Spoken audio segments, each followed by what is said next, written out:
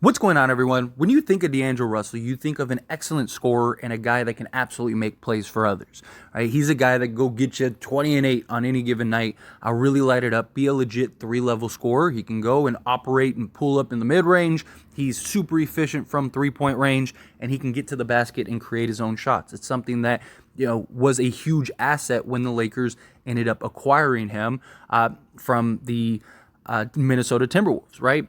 And he flourished for us for the most part last season, and he suffered an injury, and he still was huge for us in every series but that Denver series.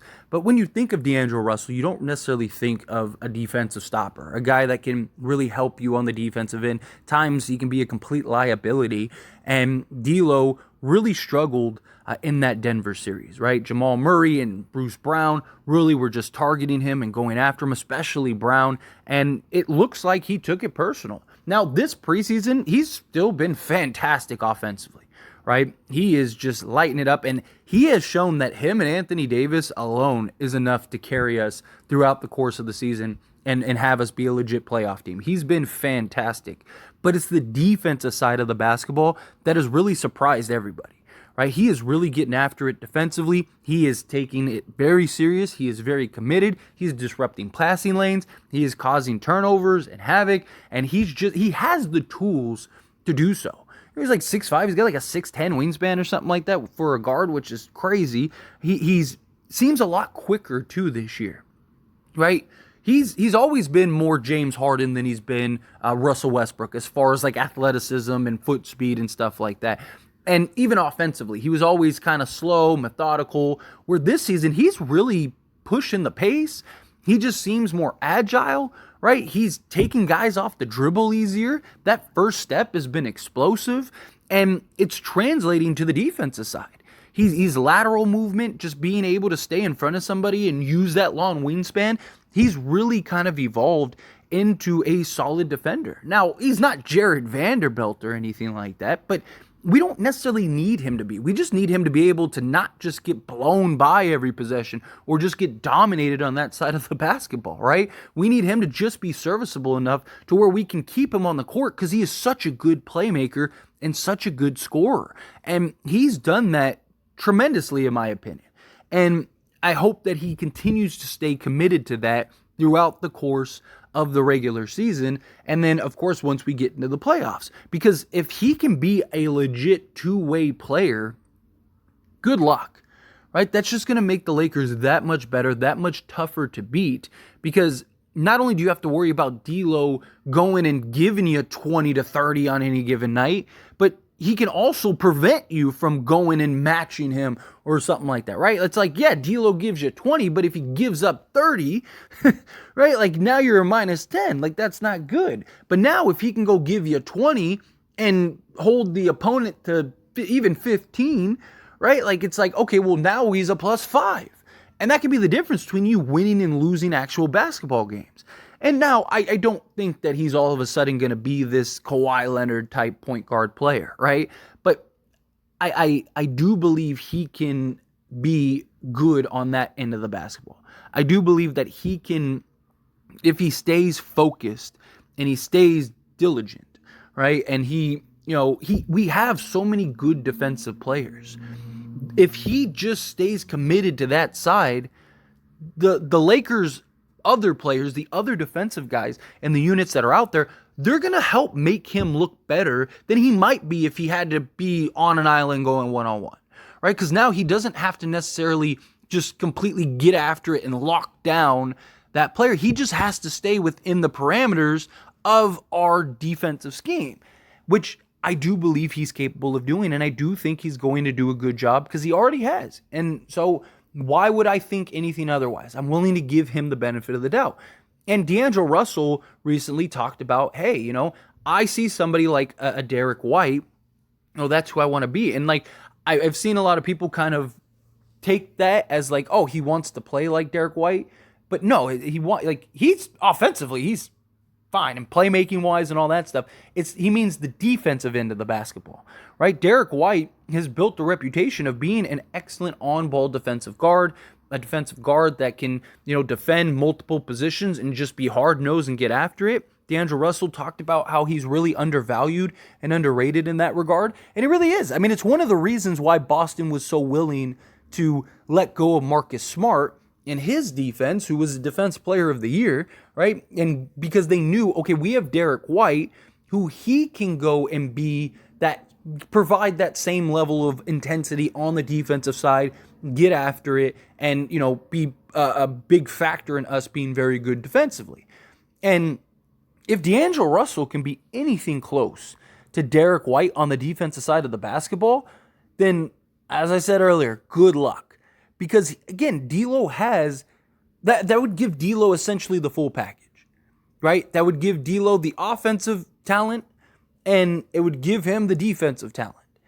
Now, I don't think he'll necessarily be as good as Derrick White, but I do think it's an achievable template, right?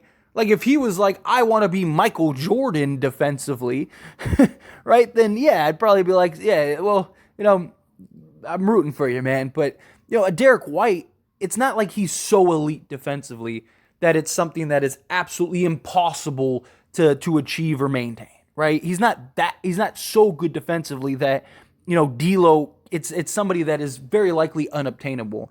And it's like, well, you're reaching for the stars here. No, like, he's reaching for a very obtainable prospect to kind of compare himself to in a template. And, it also gives him a goal and puts things in perspective, right? Sometimes we need that, right? Sometimes, we have something we want to achieve. And it's like, give yourself a reasonable target, right? Like, we'll just use like finance, for example, right? Like, let's say you want to make $1 million, right? Well, have the goal for $1 million, but, set the idea of like, I need to at least be 500,000, right? So if you hit the 500,000, that's great. But now if you go over the $1 million or you reach that $1 million, well, now it's great. Well, it's kind of the same thing. It's like, obviously, if he can be one of the best defensive guards in the league, beautiful. That's excellent for the Lakers. And that's good for him because he's going to get a payday. But even if you can't be, top 3 defensive guard, can you be a top 15, top 10? That's a far cry from what he has been over the course of his career. And so I really do like D'Lo talking about this and sort of being about this and wanting to achieve that level of like, okay, I know I have the offensive repertoire. I know I can score on anybody in the league. I know I could go be a 25-5 guy if I wanted to. I need to lock in defensively. And that's how he's going to be able to stay on the court, right? Even if his shot isn't falling, his ability to play make, and if he can defend on top of that, then it makes it, how do you take him off the basketball court, right? Especially if his offense is going, right? I mean, think about it. If D'Lo is going and giving you, and he's shooting 40% from 3, 50% from the field, he's giving you 6 to 8 assists per game, and he's also defending at a high level against the best, the best offensive player on the other team. How do you take D'Lo off of the basketball court? I mean, obviously you got to get him some rest, but like, if he wants to play 30 plus minutes a game, that's how you do it, right? You want to play that that's how you do it. You go, you lock down on the defensive side of the basketball, you show the commitment. Defense is also contagious, right? Like, if he's setting the tone, because you already have Anthony Davis, right? You don't need to worry about Anthony Davis defensively.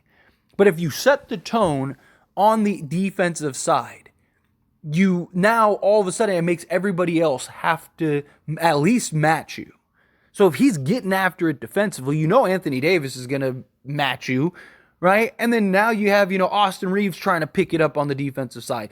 And then that gets, Taurean Prince if he starts, or Vanderbilt if he starts on that side. Well, Vanderbilt you don't have to worry about, but, let's say Taurean Prince, you still don't think you have to worry about him, but, now he feels a bigger need to really lock down and get after it on the defensive side, right? And then now LeBron's like, okay, well, they're doing it, I got to do it, right? Like, and now all of a sudden, that's how you become the best defensive team in the league. When all parties are locked in, focused, committed, and ready to get this thing going. And that's what I love hearing these kinds of things from D'Lo, right? Because if he was like, I want to go out and average, 25 this season, like, that's great. We know you can. If you did that, that's cool. But are you going to give up 30? Like, we need you to be able to play both sides of the basketball. And the fact that he is willing and saying, like, no, I'm gonna do this. That's huge. That's genuinely huge.